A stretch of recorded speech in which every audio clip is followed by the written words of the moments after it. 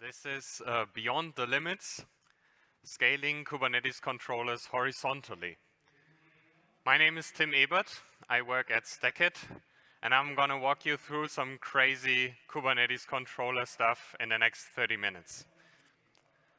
But before we start with an introduction, let's get a quick raise of hands who has ever used a Kubernetes operator in their clusters before.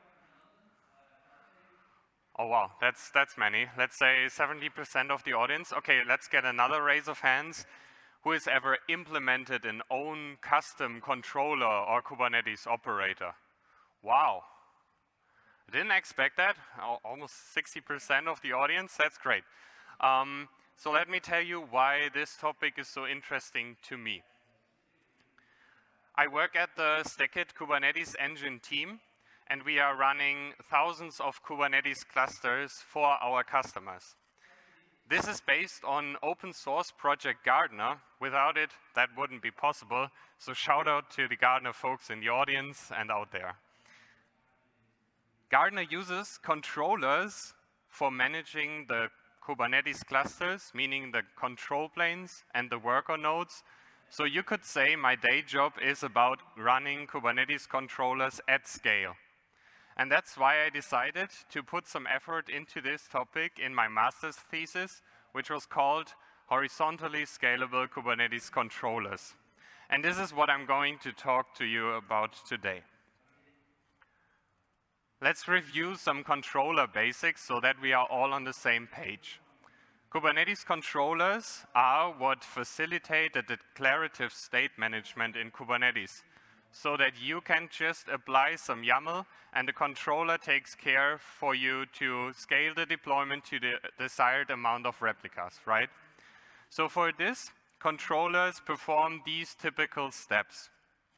First of all, they watch the API objects at the API server for changes. Then, when receiving change events like watch events, they cache these objects in memory for fast retrieval. If there are any relevant changes, they will enqueue the object for later reconciliation. When they reconcile the objects, the first thing is they read the object from the cache, from memory ideally, to not put load on the API server. And if necessary, they perform the changes like creating new pods and so on. And typically, the last step is to report the observed status. So that could be recording a Kubernetes event that you see in kubectl describe, but it could also be updating the status section of your object. Okay, let's illustrate this. I've brought an example operator, which I'm gonna use throughout this talk. So let me first introduce it to you, and then we can see how we can make it scale.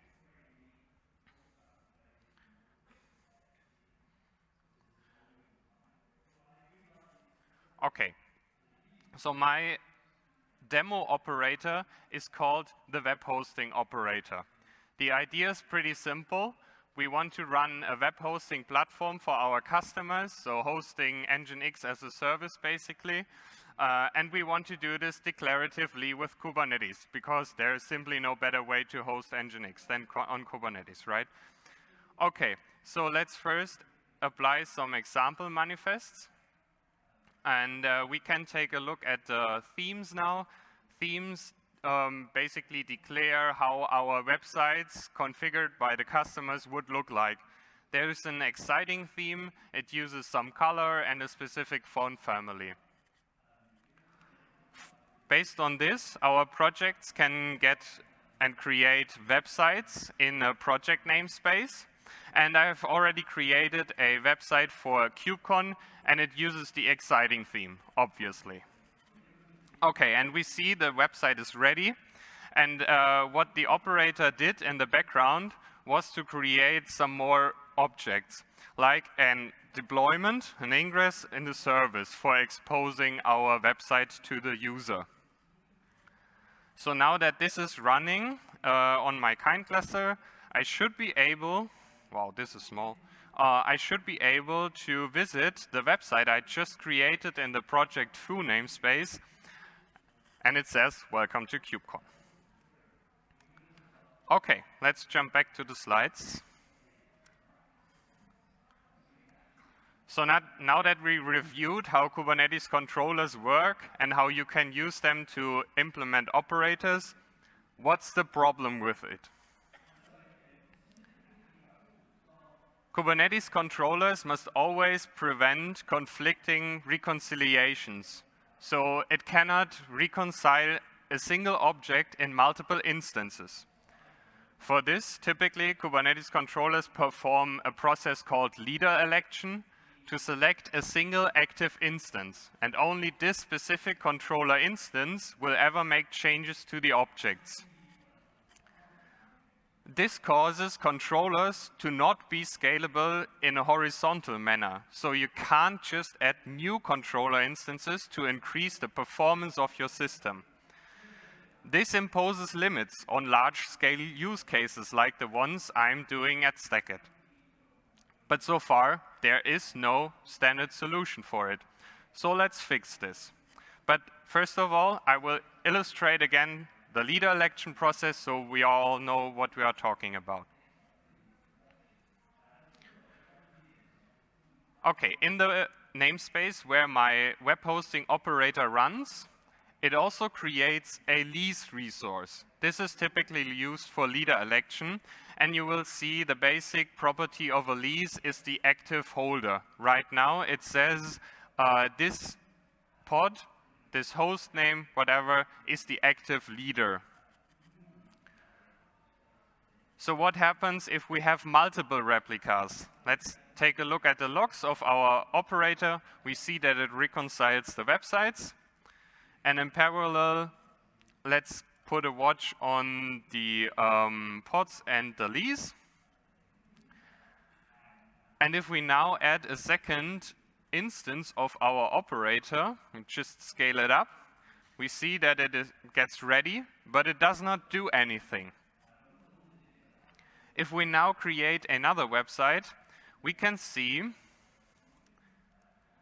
that the previously existing instance is responsible and is reconciling the website and making it ready. So you could now call this an active passive HA setup. So it's not scaling out and adding any performance, but it's just warming up another controller instance for a quick failover.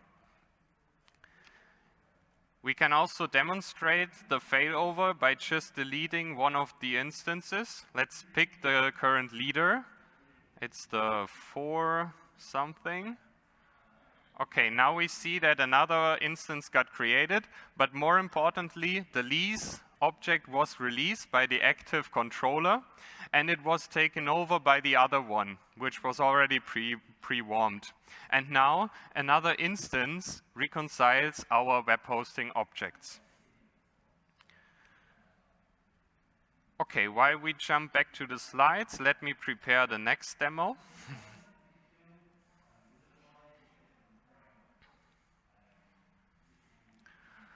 Okay, so now that we know what the problems is and why Kubernetes controllers can't be scaled horizontally, let's take a look at this design that I've come up with in my master's thesis. The core principles of this design is to apply sharding mechanisms that we all know and love from distributed databases to the world of Kubernetes controllers. We use some dynamic membership and failure detection that is pretty similar to a big table, for example. Based on this, we can determine which controller instances, or shards as I call them, are available for scheduling. If a shard goes down, we can perform automatic failover of the API objects. And if another shard joins the ring, we can rebalance the distribution. All of this is achieved via some label-based mechanism, so it's nothing fancy that you don't know. It's just pure Kubernetes API machinery.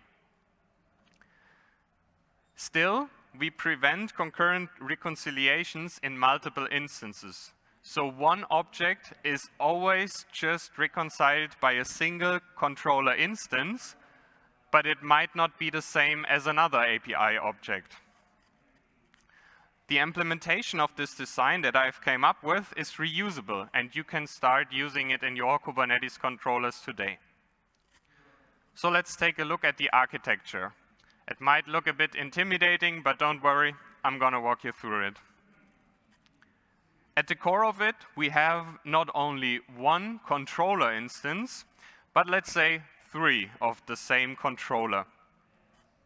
Each of the controller instances or shards creates its own lease resource for declaring membership to the ring of controllers. And now that we discover which shards are available, we can assign a portion of all the objects that we have in our system to a specific controller instance. For this, there is a new component in the cluster, which I call the sharder. The sharder discovers which shards are available and constructs a consistent hash ring that you might know from Cassandra, for example. Based on this, we can assign the objects, put a label on it during admission. For this, we just create a mutating webhook configuration so that the API server will always ask the sharder which shard it should assign an object to. To put this all together, we need to create a new resource. It's called controller ring. The controller ring configures the sharder and declares what objects belong to the controller and should be distributed across multiple controller instances. And once we've done this, the sharder takes care to inject the shard label into every single object that belongs to this controller. And the last part of the design is that each individual controller puts a label selector in the watch cache so that it only requests and sees the relevant objects that are assigned to this specific instance. Okay, enough of the abstract talking. Let's get to the demo and hope it works. So back to our web hosting operator. We can now see that in my cluster, there's the sharder component running. So great. We now configured a controller ring for our web hosting operator, and we can see that the sharder already recognized 3 available instances. Great. How did it recognize these? This is based on the lease object. In this case, we have 3 instances running as 3 different pods, and each of them created its own lease object. And we can see that the label being named controller ring is referencing our controller ring web hosting operator. And the other thing we can already see is that the sharder put another state label on it, and it recognized all of these shard leases as ready, so it considers them for scheduling. Okay, let's look at the controller ring resource. As we have seen before, the web hosting operator is mainly responsible for the website object. This is the one where we specify the theme.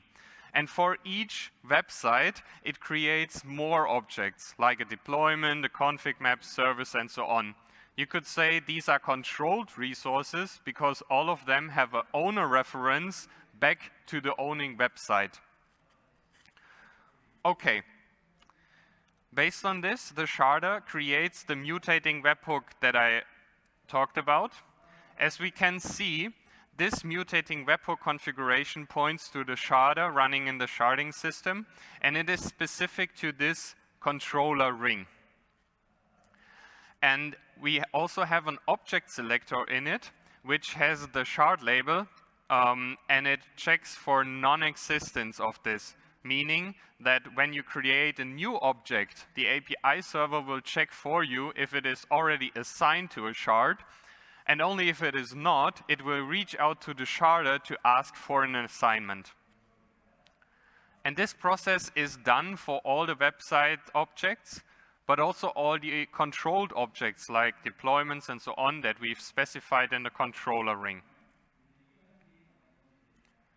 Okay, let's see this in action and create some, let's recreate the KubeCon website and get the YAML representation of the object we just created. As we can see, our mutating webhook injected the shard label, and it has a value pointing to an individual controller instance that should be responsible for this particular object. We should see that the website is ready. No, that's the wrong namespace. Wait. So the website is also ready. And not only the website, but also the owned objects have gotten a label, and all of them are assigned to the same controller instance. Otherwise, the controller wouldn't know if the website is ready or not. Based on this, we should now be able to see our website again. Let's refresh it. Now we have a new server because we recreated the website, right? Cool. Let's create some more websites, just a random set of 50 websites. And now we should see that the websites are distributed across these shards. Right? We have 3 different shards, and the website objects are distributed roughly equally. So let's check what happens if we remove an existing controller instance from our controller ring. For this, we put a watch on the pods and leases. And we will also watch the website objects. Okay. Now let's scale the web hosting operator deployment down to 2. And what we can see is that the shard lease belonging to this particular instance was released. There is no holder identity anymore. And the sharder recognized this shard as unavailable, so it will not assign any objects to this shard anymore. All the objects that were assigned to this shard previously now just get an update to the shard label pointing to another available instance. Great. There is another case I want to show, which is adding a new instance to the ring. This is a bit more involved because we need to make sure that even when moving an object between controller instances, there is only a single controller feeling responsible for it. Otherwise, there would again be conflicting reconciliations, which we want to prevent, right? Okay, so therefore, there is a handover mechanism in place that asks for a confirmation of the active controller to acknowledge the operation that the object is moved to another instance. And it needs to acknowledge this because otherwise we wouldn't know if it has seen the reassignment and stops reconciling. Okay, for this there is another label. It's called train something something. And we should see that when we add another instance, objects first get the train label, and then the active instance acknowledges this operation by removing train and shard label, and then the sharder can just put a new shard label on it and assign the object to a new instance. Cool.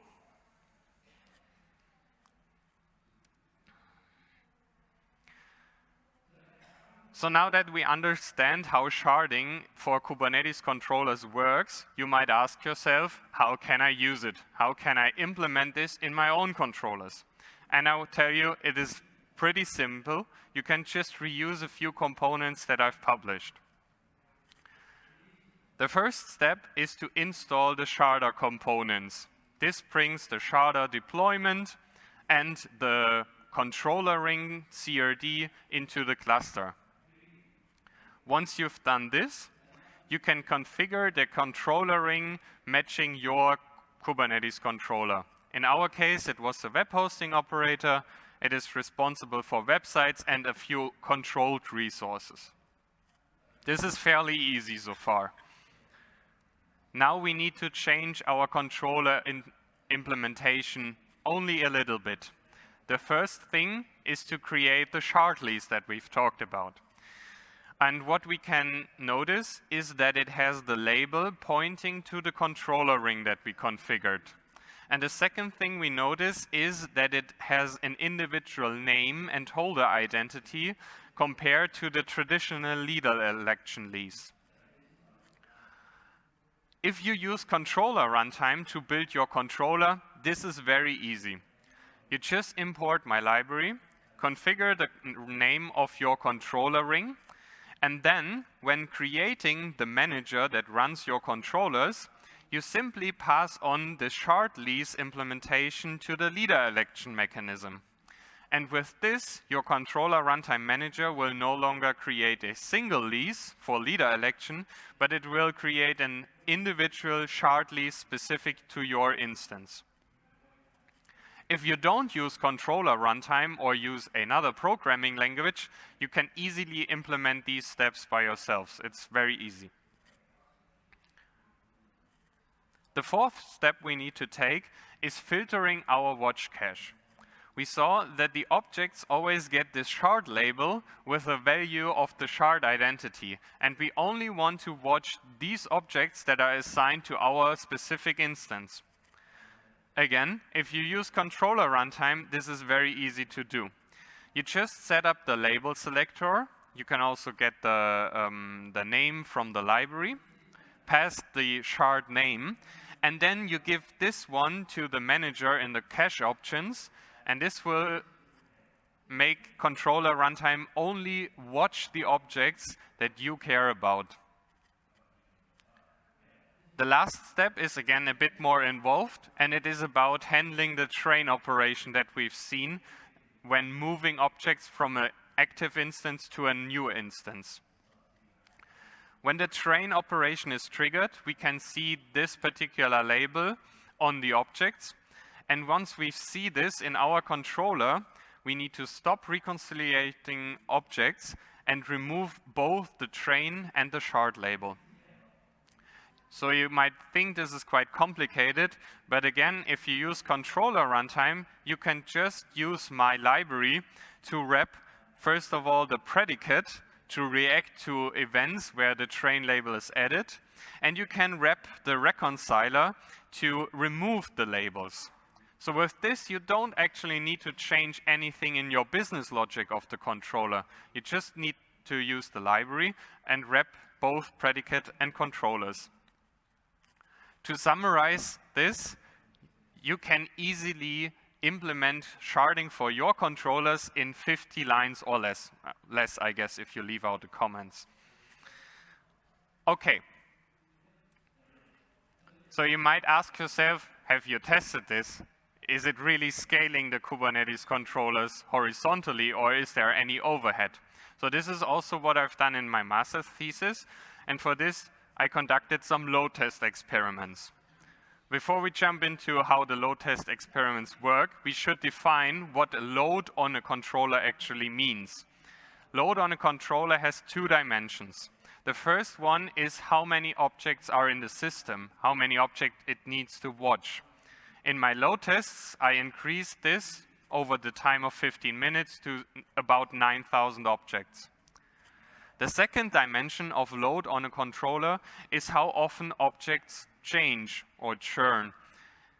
That could be object creations, updates, and deletions.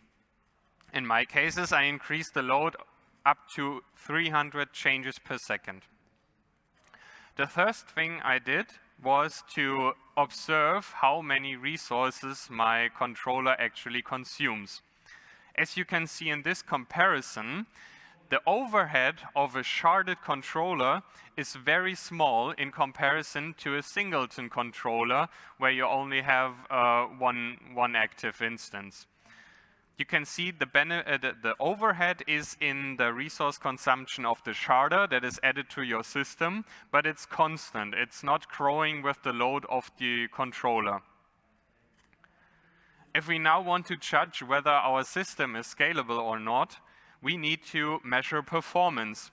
And again, performance measurements for controllers need to be defined. In my case, I put up two SLOs. So the first one would be that objects are worked on very fast. So the queue latency should be less than 1 second, ideally. This correlates to responsiveness of your controller, so to say. We get this metric from controller runtime. We can just evaluate the 99th percentile from it. The other performance indicator is how long it takes for the object to get ready. So I would call this reconciliation latency, and ideally it should be very low. Let's pick a number of 5 seconds as the threshold for our controller. Now I took performance measurements for a controller setup with 1 instance up to 5 instances. And as you can see, the capacity of the system, meaning the point where it doesn't break our SLO, is increasing with every single added instance. It's almost increasing linearly, so you could call this perfect horizontal scalability. So let me wrap this up. Today we saw how to make Kubernetes controllers horizontally scalable. And the capacity of the controller system increases with every single added instance. This design and implementation is reusable. You can just apply it to your controller or any new controller that you write. I would say this project is ready for usage, and I would highly recommend to try it out and reach out with feedback so we can build a community around it. We should gather some more experience in real-world usage. I wouldn't recommend running in production. So with this, I will open up for questions. If you liked the talk, feel free to check out the project, where you will also find links to the master's thesis if you are interested in the full details. Leave a star if you liked the talk. And now, up to your questions.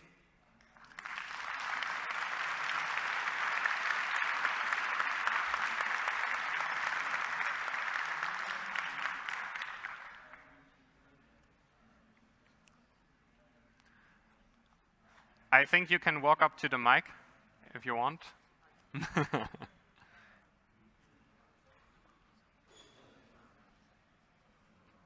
Hi, thanks for your session. It has been super interesting. I have a question about, you are scaling your controllers.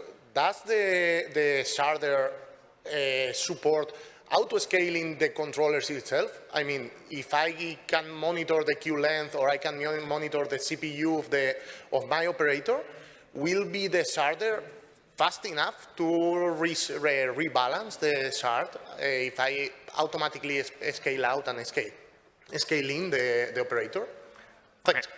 Let me repeat the question for the sake of the recording. The question was about whether I can use horizontal auto-scaling for my controller, for example, based on the performance metrics that we identified.